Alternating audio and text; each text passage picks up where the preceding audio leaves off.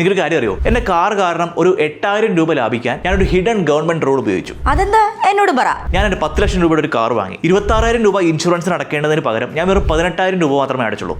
അതെങ്ങനെ? ഫേക്ക് ആയിട്ട് വല്ലതും യൂസ് ചെയ്തിട്ടുണ്ടാവും അല്ലേ? അല്ല, എന്റെ പഴയ കാറില്ല ഞാൻ വിറ്റ കാർ, അതിന്റെ നോ ക്ലെയിം ബോണസ് ഞാൻ എന്റെ പുതിയ കാറിലേക്ക് ട്രാൻസ്ഫർ ചെയ്തു. ഇത് കേട്ടിട്ട് എന്തോ തട്ടിപ്പ് പോലെ ഉണ്ട് കേട്ടോ. പഴയ കാറിന് ഡിസ്കൗണ്ട് എങ്ങനെ പുതിയ കാറിന് കിട്ടുക? അതാണ് ഇന്ത്യയിൽ ഏറ്റവും കൂടുതൽ ആളുകൾ ചെയ്യുന്ന ഒരു മിസ്റ്റേക്ക്. നോ ക്ലെയിം ബോണസ് എന്ന് പറഞ്ഞാൽ കാറിന്റെ ഉടമസ്ഥന്റേതാണ്, അല്ലാണ്ട് ആ മെഷീന്റെ അല്ല. നിന്റെ കാർ നീ 5 വർഷം ഒരു അപകടവും ഇല്ലാതെ ഓടിച്ചു, നിനക്ക് യാതൊരു തരത്തിലുള്ള ഇൻഷുറൻസ് ക്ലെയിം ചെയ്യേണ്ട എന്ന സാഹചര്യമാണെങ്കിൽ നീ അടുത്തെടുക്കാൻ പോകുന്ന ഇൻഷുറൻസിൽ ഗവൺമെന്റ് നിനക്ക് 50% ഡിസ്കൗണ്ട് തരും നിന്റെ ഗുഡ് ഡ്രൈവിംഗ് കാരണം. നിന്റെ പഴയ ഇൻഷുറൻസ് കമ്പനിയിൽ നിന്ന് ഒരു NCB റിസർവിംഗ് ലെറ്റർ അല്ലെങ്കിൽ സർട്ടിഫിക്കറ്റ് വാങ്ങിയാൽ മതി. ഈ സർട്ടിഫിക്കറ്റ് നിന്റെ പുതിയ ഇൻഷുറൻസ് പ്രൊവൈഡറിന് അയച്ചിട്ട് ഒരു മിഡ് ടേം എൻഡോഴ്സ്മെന്റ് തരാൻ വേണ്ടിയിട്ട് ആവശ്യപ്പെടുക. ഞാൻ കഴിഞ്ഞ ദിവസമല്ലേ പുതിയ വണ്ടി വാങ്ങിയ, മൊത്തം പണം വെറുതെ അങ്ങോട്ട് കൊടുത്തു. അച്ചടക്കമുള്ള ഡ്രൈവിംഗിന് ഡിസ്കൗണ്ട് ലഭിക്കും. കൂടുതൽ ആളുകളിലേക്ക് ഈ വീഡിയോ ഷെയർ ചെയ്യൂ. ബോസ് വാല മലയാളം ചാനലും സബ്സ്ക്രൈബ് ചെയ്യൂ. Boss Wala. Be the boss.